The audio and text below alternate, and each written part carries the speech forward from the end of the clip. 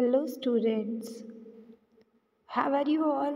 I hope you all are safe and fine at your homes.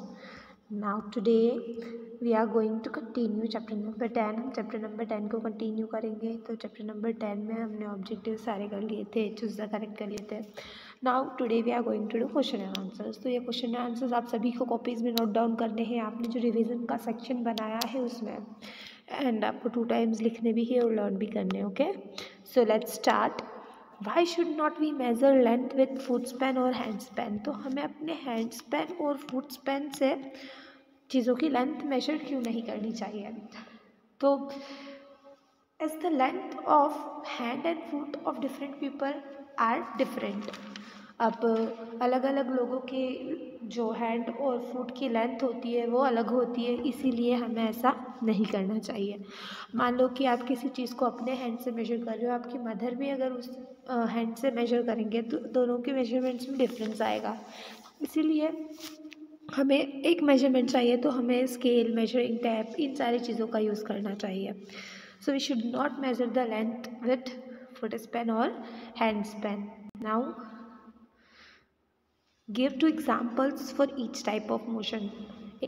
सारे types of motions के example देने हैं. तो सबसे पहले होता है ट्रांसलेशनल मोशन. जैसे हमने लाइव में भी पढ़ा था कि ट्रांसलेशनल मोशन एक्चुअली होता क्या है. ट्रांसलेशनल मोशन में क्या होता है कि कोई भी चीज़ जब अपनी प्लेस चेंज करती है, ठीक है, तो जब कोई भी चीज़ अपनी प्लेस चेंज करती है तो हम कहते हैं कि हाँ ये ट्रांसलेशनल मोशन में है. तो ट्रांसलेशनल मोशन क्या हो सकता है. Car moving on a road पे कार मूव कर रही है, ट्रांसलेशनल मोशन में है.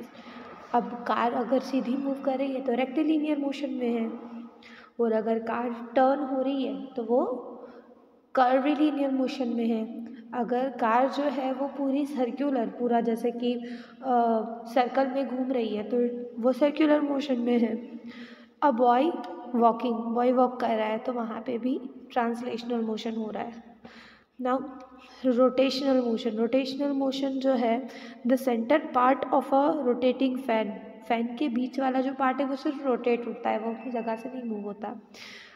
फिडजेट स्पिनर भी लिख सकते हो आप, और आप जो भी समझ रहे हो उसके हिसाब से भी आप एग्जाम्पल्स जो है वो एग्ज़ाम में लिख सकते हो और आपकी रिविजन कॉपी में भी लिख सकते हो.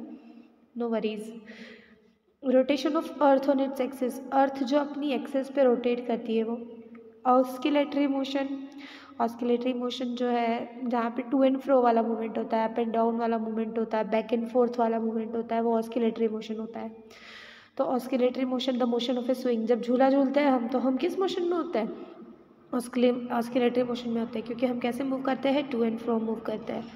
पेंडुलम, क्लॉक का जो पेंडुलम है, ठीक है, क्लॉक का pendulum to and fro move करता है बार बार, फिर से अपनी प्लेस पे आ जाता है, तो वो भी ऑस्किलेटरी मोशन में है ना. रैंडम मोशन यहाँ पे कोई भी रैंडमली कहीं पर भी मूव कर लेती है चीज़ें.